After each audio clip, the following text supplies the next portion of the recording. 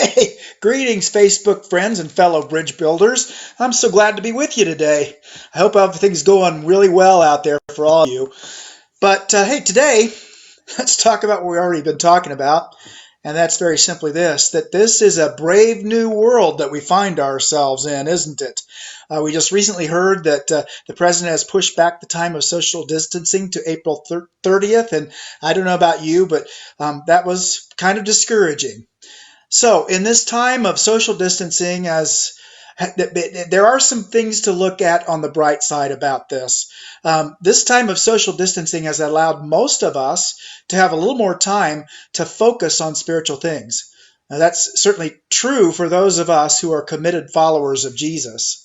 But it's also true for people who are seeking, people who are just kind of kicking out the tires of faith and checking out this Jesus thing, people that are new to it. And with that in mind, I understand that there are all kinds of people who are seeing this message. Some, as I said, some may be checking out Christianity for the very first time, and maybe that's because there's an emptiness in their lives or a brokenness that they just can't seem to get past. And maybe there are just simple people that are watching this message because they're afraid and they don't quite know what else to do.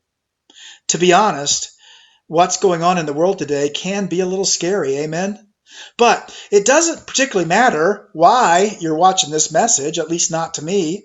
If you're a committed Jesus follower, welcome back to the table. If you're a seeker or simply curious, welcome aboard for however long you wish to hang out with us, and we do want you to hang out with us. So regardless of why you're with us today, I'd like to share some of what's coming up for us in the next week. Sunday, for example, is Palm Sunday. It's kind of a special Sunday. We call it Palm Sunday. And why do we call it Palm Sunday? Well, because it represents a day that Jesus came to his nation's capital to the great acclamation from crowds who came to greet him along the way.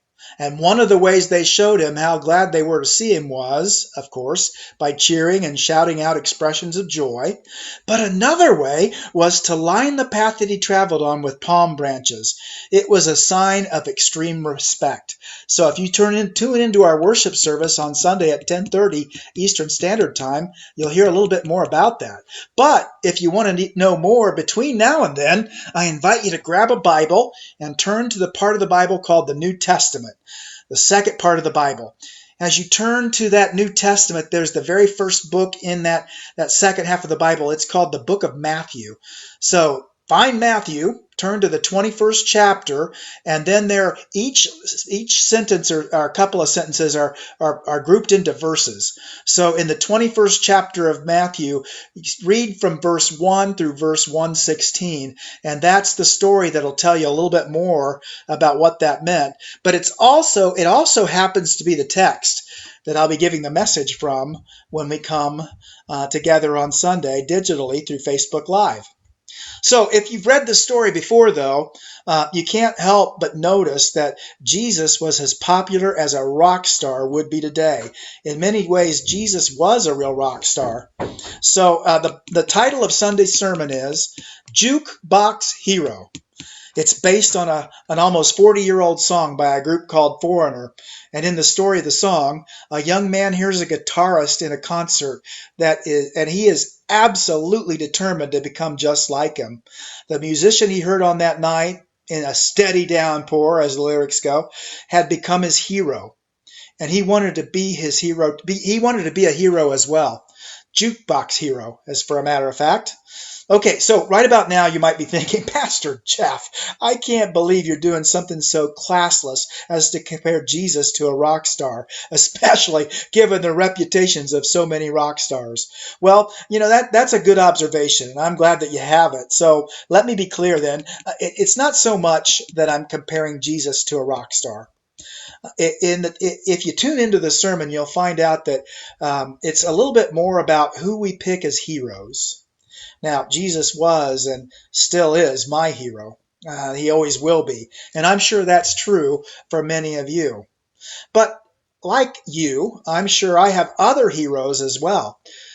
But it's more about this sermon in terms of comparing Jesus to the rock star in the song Jukebox Hero. It's more about who we are than it is about who Jesus is. It's about who we are when we pick our heroes. It's about who we are when we decide that our heroes are no longer useful to us or that they have feet of clay. And it's about how Jesus can always and will always be worthy of being our hero. That's what the message is all about Sunday. So if you're kind of out there and you're floating and you're drifting and you don't know what's going on and this is an uncertain time and you might be fearful or you might be concerned or you might have anxious moments, I just want to tell you what it says in the Bible so many times.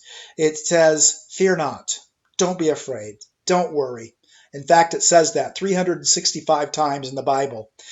That's one do not worry for each day of the month. I know I've said that before, but it bears repeating.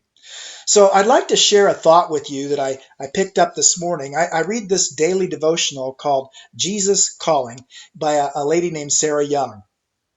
And for the April 2nd entry, she emulates Jesus by suggesting what Jesus might have to say. And today's was particularly meaningful to me. She suggests that Jesus might say something like this to us in a time such as this. And here's what she says. Here's what she suggests Jesus would say. I have planted peace in the garden of your heart where I live. But there are weeds there too. Weeds like pride, worry, selfishness, and unbelief. But fear not. I am the gardener, and I am working to rid your heart of these weeds. So thank me for troublesome times. The peace that they can produce will far outweigh the trials that you endure. Man, isn't that beautiful? You hang on to that. And now may the Lord bless you and keep you.